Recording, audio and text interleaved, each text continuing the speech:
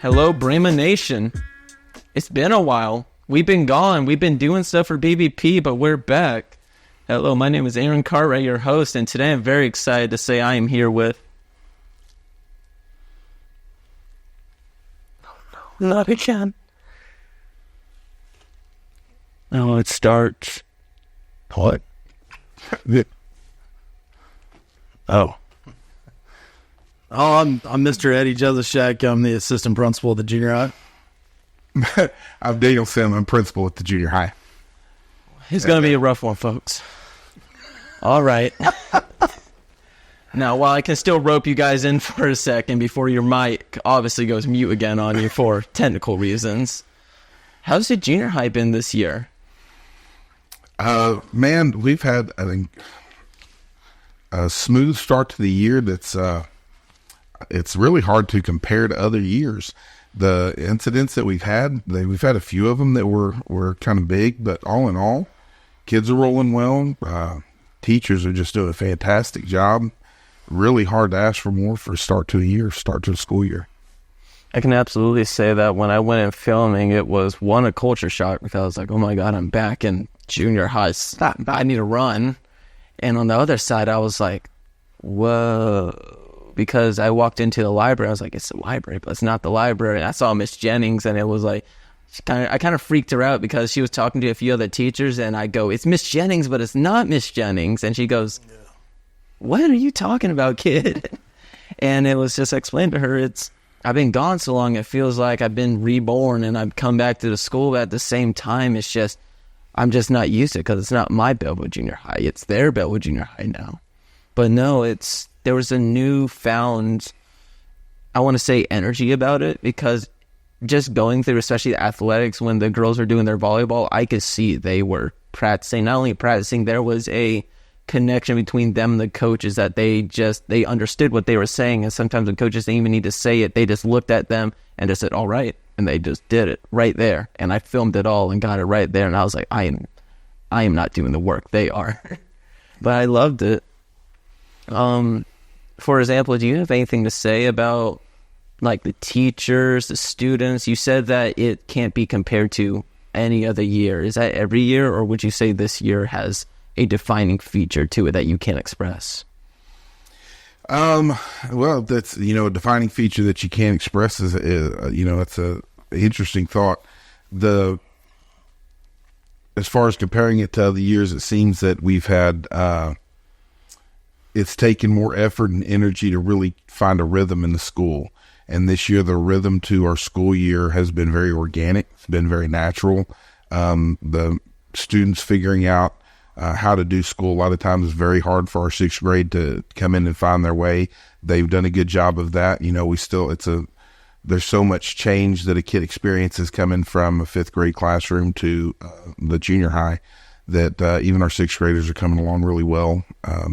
So it's hard to compare this year to other years. I mean, we're a week away from November. It feels like we just started school, so the year's already flying by. It does. I am still trying to catch up with it myself, trying not to fall on my face about it. But that's a great question to ask. I feel like a lot of junior high students are scared, especially that's kind of like the middle transition before a lot of kids, their end transition. If you don't go to college, high school is your last kind of major education you go to before you start working. So how do you feel you try to either settle kids' minds that are worried, or maybe even just help them prepare themselves for coming from fifth grade into sixth grade, or going from eighth grade to a freshman in high school? That can really hit you. I know it hit me like a ton of bricks. Yeah, I just think that, the teachers primarily do most of that. I mean, it's just organizing your life, maintaining your focus. They're learning things for the first time that high school kids take for granted. Making sure they know we care about them, and when they mess up, we're going to get on to them, but life goes on. And I think that's the difference about Bellville Junior High as other places that I've been is, just the culture there is just, it's really a growth culture. It really is. We take care of each other. So, I absolutely agree. I will say, being in, because I transitioned from the junior high, but before that I went to kind of a not so great Houston school called Frank Black Middle School. So it was kind of a culture shock going from teachers that, to put simply, couldn't give any cares if it went over their pay salary, to teachers that would genuinely drive out to your house and make sure you're getting a meal that night. And it was a very big difference because I was immediately able to tell that there was bigger expectations and they were more strict at Bellville Junior High. But at the same time, it wasn't because they were being strict because they were being mean. It's being strict because they have higher expectations of you because they care and they want you to succeed. They want to see you be you, not that they want to see you kind of morph yourself into something they want or just follow into these rules. They want to see where you go. This is your life. Where do you want to point yourself? It's great to hear that. And the, you kind of the example you gave there, your own experience with it, that's what really separates this staff from other places I've worked and even other years, is how completely they pour themselves into what they do. Absolutely. That you have an entire staff of people that focuses their energy and their efforts into filling up everyone else's cup. And when you encounter folks in life that they spend their time and their energy and their effort in filling up everybody else's cup, theirs never seem to run out. And I don't know how to quantify that, but you can see the effects of that and you can feel the effects of that. And you tell the difference between somebody who is doing this as a career and somebody who's doing this as a calling. And I think we're surrounded by really good folks that make us look like we know what we're doing when really it's their efforts and energies that make everything run in our building. Absolutely. The difference between the paycheck and the passion. But that's a very big thing. I feel like when teachers come into the school, I feel like, especially being in junior high, I feel like at first I could be a little bit like, I feel like you could second guess yourself a lot, like nervous. That's a very odd age for children. That's right in between the age of I'm a man now and I want to be a little kid. And it's a clash right in between those two. And it's not pretty, not pretty at all. So I would definitely have to say it takes a special kind of teacher. Like I was saying before we turned on the camera, I was talking about Miss Jennings. She is one of those people that I definitely miss Mandy as well. They have a very, I guess, a motherly way about them that I feel like a lot of kids, it kind of like eases their minds their way. Like, well, I remember when I was transitioning from being in junior high going to high school, I was scared out of my mind. I was like, I'm going to go in there. I'm dressed in all black. I'm going to get beat up on my first day. They're going to put color in my clothes. And I remember Miss Mandy was just like, you need to stop worrying about everyone else. You are you. The longer you worry about everyone else is the longer you're going to slow yourself down. The longer that you're going to sit here and wonder, oh, I don't want them to stare at me. I feel weird. I feel uncomfortable. As soon as you let go of that and say, I am me, then you are you. And that's all that really matters. If you can be you, you can be successful. If you can be you, you can be happy. If you can be you, you can love. You cannot be so sour. Like, I feel like a lot of these kids are kind of sour because they don't exactly know who they are. Because, be honest, did you know who you were at 12 years old? I don't know who I am now all the time. I feel the same way, but Yeah. I know that I'm happy. Yeah. And that's the part that matters, because I feel like part of moving out of junior high is maturing and finding at least that little spark of happiness that you grow through high school, because nobody liked being a freshman. Let's put it simple. Yeah. Everybody wishes they could have not been a freshman because it was just embarrassing. But at the same time, if you weren't a freshman and gone through it and able to laugh about that and keep growing as a person, that spark in your heart might not be as bright as it is, and might not be like, I can do this. This is my passion. I want to do this in life. Or I'm going to do this because I know it's going to help people, or whatever your reason is. If you didn't start that spark somewhere along the road in school or past school or high school or even elementary, then where would you be now? It's that thing where I don't feel like people understand that school's not a place for you to sit down and do paperwork. It's a place for you to learn what you want to do with your life. It's a place for you to be able to sit down before life really grabs you by the handlebars and starts swinging you around. You can sit down and say, I'm going to start by being this. And if that changes in life, it changes. But this is where I find myself now. And school gives you that opportunity to do that, because we didn't always have that opportunity in life. Shoot, honestly, if it was like 100 to 200 years ago right now, I'd probably be working on daddy's farm taking the business, because that's what happened back then.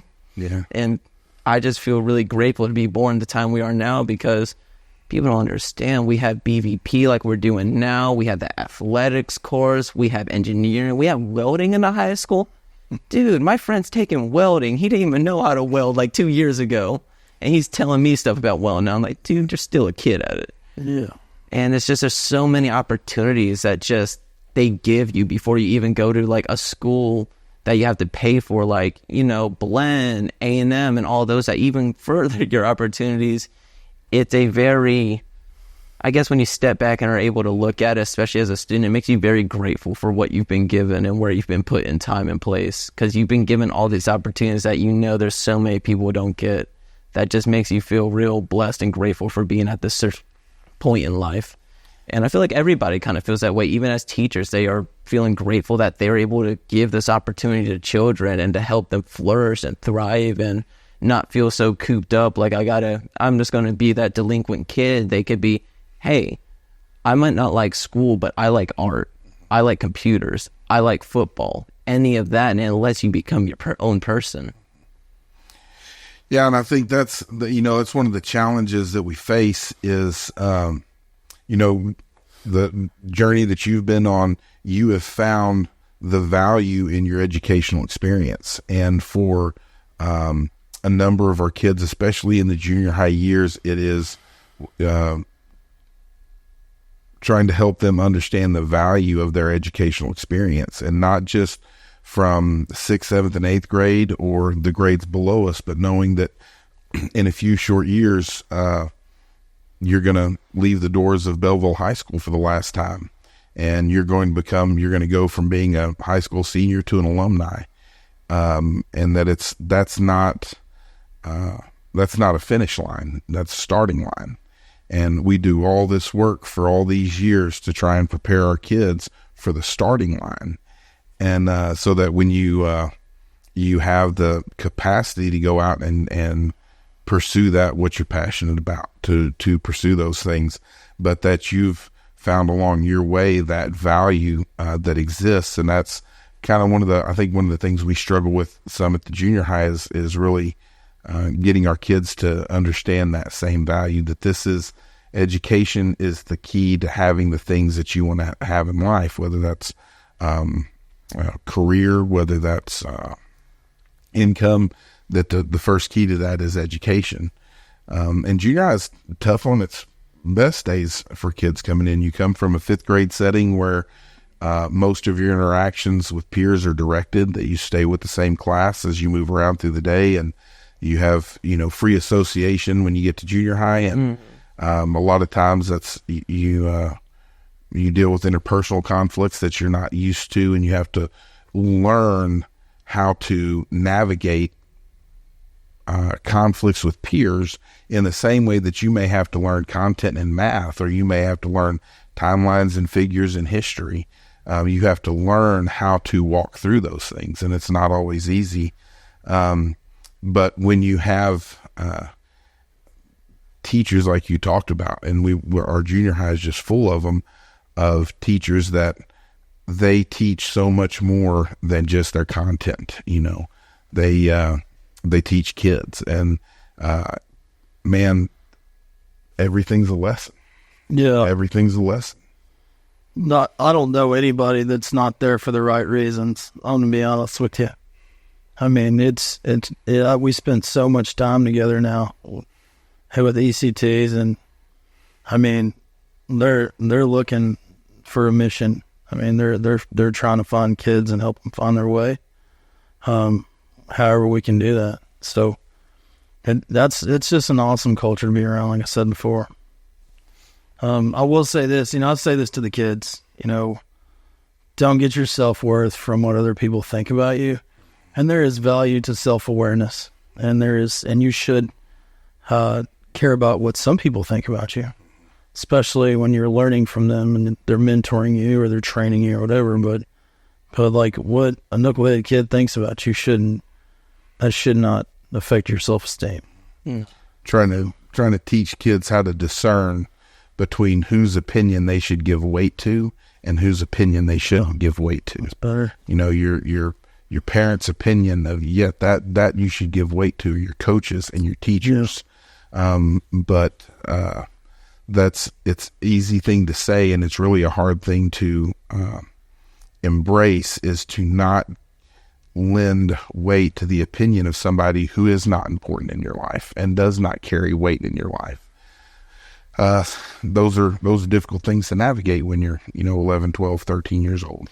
Well, in junior high, in my mind, it's a very big stage, because it's kind of like that. I see it as if elementary, I kind of combine elementary and the intermediate combined in a way, because, it's kind of giving little kids a little taste, like, you're going to be gone soon. And I kind of see those two as kind of like the caterpillar stage of the kids. Like, they're just starting out, they're just getting going. They just cracked out the egg and started eating leaves and stuff. And then the junior high is kind of like that metamorphosis chrysalis stage before they go to high school, and you really get to see what color their wings become, because it's that not only are you mentally and academically maturing yourself to ready yourself, you're also having to prepare yourself for those what if kind of situations, because in junior high there's kids that want to learn, there's kids that just want to go home and play video games, there's kids that go there just because mom told me to this morning and I don't want to get in trouble. And I hate to say this too, there's kids that go there because they don't have a great life at home, and they go there to look for trouble, they go there to get in fights because it's the only attention they know. And without the teachers that they have, like the ones that I met on my way, like Miss Chris, Miss Mandy, Miss Mark in the theater department, Miss Kirk in the art room, who knows where I would have ended up? Who knows how much mentally I would have changed as a person if I didn't have those people in my life that would pretty much tell me, hey, cut the crap. You're a man. You're going to become a man. You're a young man right now. Soon you're not going to be so young, and you need to start growing up. It reminds me, and I'm actually in Houston in 5th grade before, I believe it was the last science teacher I had before coming here, and I believe I got Miss Yamcha? I don't remember. She was in the intermediate. But Miss Cox, she was a great science teacher, but she was an older lady, so she was very wise about the teaching world. She's been in and out from around Texas. She pretty much taught everywhere in Texas. She always told me, there is nothing embarrassing about being wrong. There is only something embarrassing about leading yourself into being wrong and not admitting to it.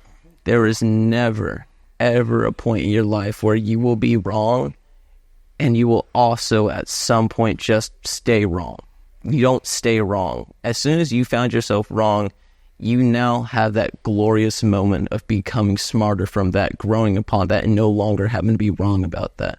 Because being wrong is where you grow yourself. Being wrong is where you start out as a little caterpillar, and it gives you so much room to grow on this to become a butterfly that it almost feels sickening how much of an opportunity it gives you. The way she described it is, it kind of changed the way I saw being wrong. It's just, I don't care if I'm wrong, because in the end of the day, it's what my mom told me. Would you rather be right or would you rather be happy? I don't know about you, but being happy is a little more important than being right to me.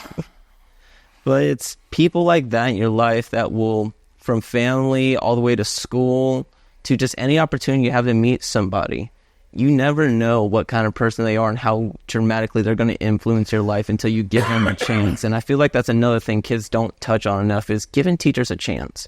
I feel like when you walk in that room at 8 a.m., you kind of slouch your bag on the chair, you lay down, you got your head on the desk, you can't have your phone out. I feel like just because of the situational things, you're completely okay. You're going to automatically kind of write that teacher off. You're going to automatically write that person off, because in your mind, you're like, this person is the one restricting me from what I want to do. So because of that, I'm going to write them off in my mind. But if you would just take that maybe first, I'm not even saying the entire class, just that first 15 minutes to hear them out, it could be miles of difference. It could be miles of difference on how you feel, how mentally you feel good about that class, how you walk in that door, of course, how you're going to feel afterwards with your knowledge. But not only that, it's just that one step of, I'm not going to be all that today. I'm just going to walk in and I'm just going to try to be friendly, could change your whole year, and even more some, your whole relationship with that person. Can change their year. And, you speak with as you're telling us the story of these people that were so influential and transformative for you, that story narrates in the past tense. And it's not always easy to recognize those impactful people when you're interacting with them or when you're in the midst of them. I know for me, and the mentors that I've had that have really largely responsible for growing me into the person that I am today, I was not aware of how impactful their mentorship was until well after that time of mentorship had passed. I feel the same. Like a guy that I consider my mentor in the business name was Larry Cohn, and he passed away like 7 years ago now.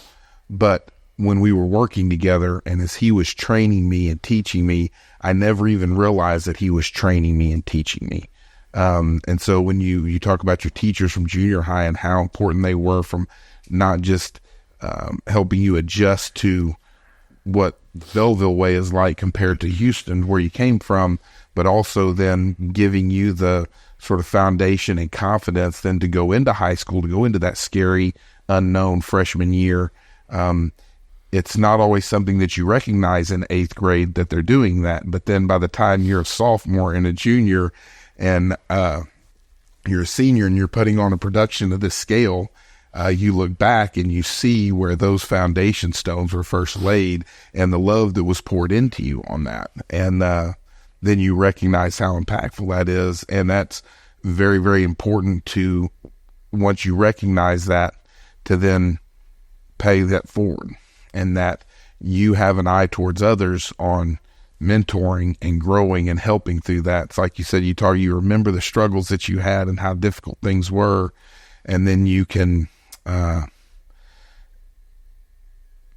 sympathize with somebody else that is going through the same thing. Absolutely. And it's that's what I call a testimony. You never know when you're in the middle of a trial or something that's very, very difficult, and you're not sure exactly why that is. It may be very much so that as you come through this too shall pass, that you encounter another individual that's going through that same type of trial, and you are now equipped to help them walk through something difficult that way as well, and then yourself become that mentor in that moment. So that's definitely something that I think junior year, let me get that right. Junior year was that year that I kind of like, I would call it my kind of like mentor sentience, when I was kind of like stopped for a second. I was like, oh my God, I always knew I wasn't self-made, but it all becomes instant in this moment. It was towards the end of the year when we started becoming more in touch with Dr. Painage about the BVP podcast and our news center and everything, and when it started taking forward, and Percy started telling us, hey, next year's going to be big, be ready. And when all of that started happening, it kind of made me start like kind of reflecting, how did I even get strong enough to do it to this point? Because I can tell you, if this would have happened any other year, I feel like I would have flopped like a pancake out the pan. But I go back and think I've had a lot of really strong men and women. I will say mostly women. They have been very influential in my life. That's one of the reasons why I always believe like women are smarter than men. Because, well, put simply, I wouldn't be smart without women. And I still question my sanity and smartness sometimes about that. But without the people we had, without the people that led us this way and brought us to where we are now, it's just, how would I be able to teach kids that are in our class, like this kids, Emma, Colton, all these kids that are like going to be taking our places next year? How would I be able to do that if I wasn't mature enough to be able to step on my own 2 feet, even when they hurt, and say, it's a great day to be a Brahma, let's keep moving, team? Because that's exactly what we do. We say that a lot here. Maybe me more than others, but I always tell, it's like, having a rough day. We've gone through stuff like mental stuff, people passing in families, mental struggles, even like health scares and stuff like that. We've gone through all of that with each other in BVP, and every day it's a great day to be a Brahma because we show up, we shave up, we do what we need to do, we give what we need to do, we record, we edit, we laugh, we cry. If we need to, we go to the parking lot and talk it out. But you know what? At the end of the day, we go home. And to put simply, we're a little family that loves each other out here. Because we need to be. We rely on each other here. It's like an ant colony. I always say we have that hive mindset where we all kind of got to work as one single person, because if we can't, then BVP is one person. If we all don't pitch in which finger, leg, toe, ear, eyes, or whatever you're moving, then we're not going to move. As a whole, if one person is out, we're all out. And that's why we move so strong together. That's why you'll never hear a person in BVP say, I did this. This is all me. All I did this. This is 100% my work. Because we all at some point had a small critique. Even in the stuff, I'm an art student. Even in the stuff that's completely unrelated to BVP, I'll be sitting here trying to think of something to draw, think of something for a project, and I'll reach out to BVP. I'll reach out to Colson. I'll reach out to Percy. I'll reach out to Emma. I'll reach out to anyone out there, and I'll be like, I need an art idea. I need something to help me move out of this artist block. And a lot of times they are able to help, because it's one of those things is I've worked so hard with these people. I've moved in a direction that's so foreign to what I think school is, but also I'm learning so much and learning with these people that just that person being there at those times with me then, that they just say like, draw a moose. I'm like, we're drawing a moose today. Because it just is one of those things where it helps just having that person, even if they're not someone that you consider a big mentor. For example, Emma's someone that I consider myself teaching, but yet I still use their advice on stuff because I always value people's opinions. Even if they're learning from me, I want to know what they feel about it. That's one of the reasons why I always like having somebody, either a younger classman watching me when I'm recording a podcast, or maybe watching Colson when he's editing, because there's nothing better than me than watching it. I ask you about it, and then I want you to show me. I'm not going to ask you to do exactly what I did. For example, this set today, this wasn't made by me. I looked at the kids today and I said, I want you to make a set. I want you to make a nice set. Mimic Percy's that he does, but I want you to do how you do, because I've made it simple to them. Me, Colson, and Percy aren't going to be here next year, so if you want there to still be a set and it look pretty out here, you got to do it. Not me, you. And you know what? I'm pretty happy with today. That's why I came up with a very high energy today, because I like making the younger kids do stuff. I like having them put their hands on, because this was a lot of fun to me last year, because it finally felt like something that I was creating.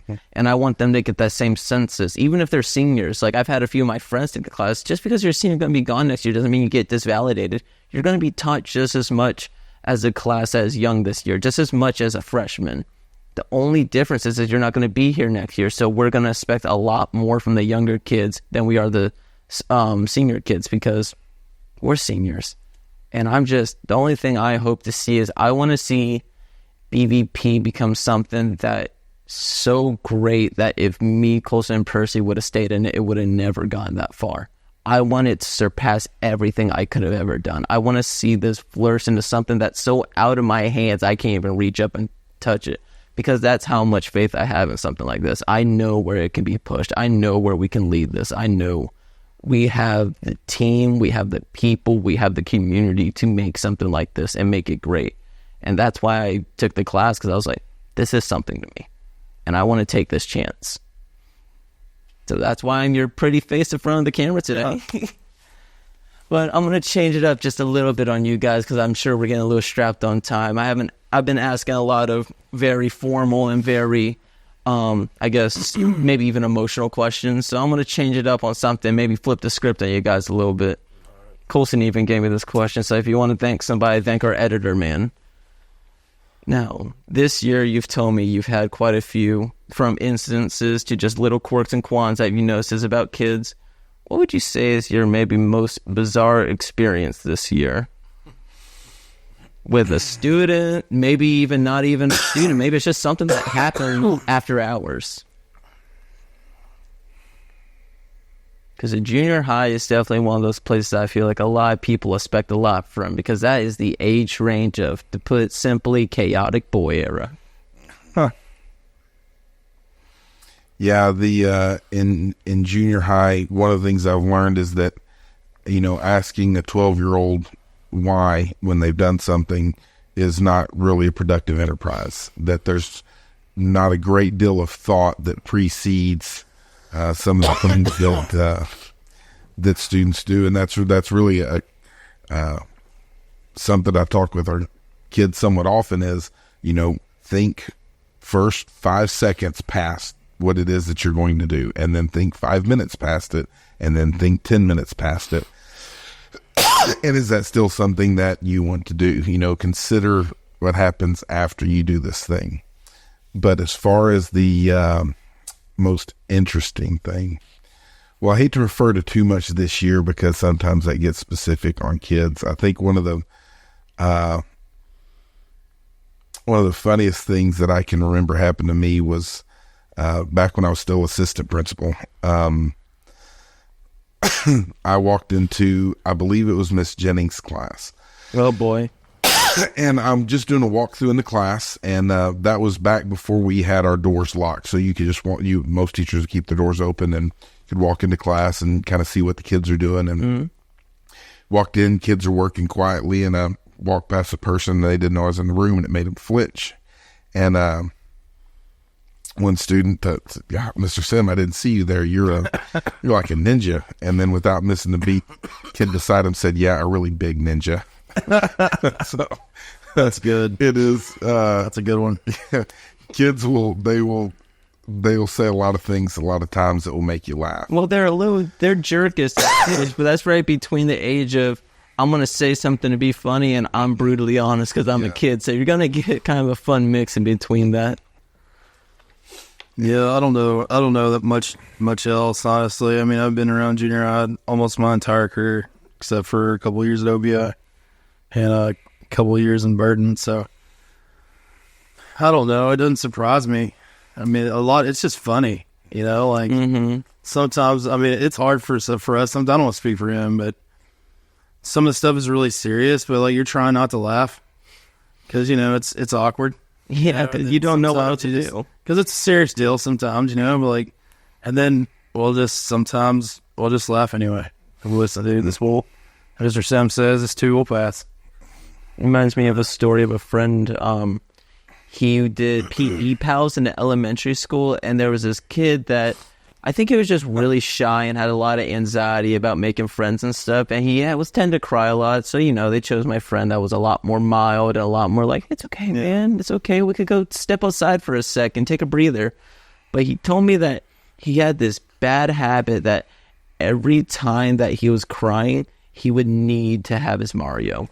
His Mario toy was so bad to the point that the front desk said that they looked out and they saw a little kid in a Mario shirt screaming and banging on the doors going, "Where's Mario? Where's Mario? Where's Mario?" And, I see that and I go, poor kid. He just wanted his Mario toy. But at the same time, you gotta be strong, because in his eyes, he lost his best friend and he's gone. He's never gonna see him again. In my eyes, Mario got up, ran away because he's tired of this kid screaming. So I do hate to cut it short because we're running so low on time, but God, it was so great to talk to both of you. I've never got to meet you before, but I can see why you're best friends with Mr. Symm. Oh, yeah. So thank you so much for joining us today. Thank you for watching the BVP Podcast. I'm your host, Aaron Cartwright. It's a great day to be a Brahma. It is a great day to be a Brahma. Thank you, BJHS. Thank you.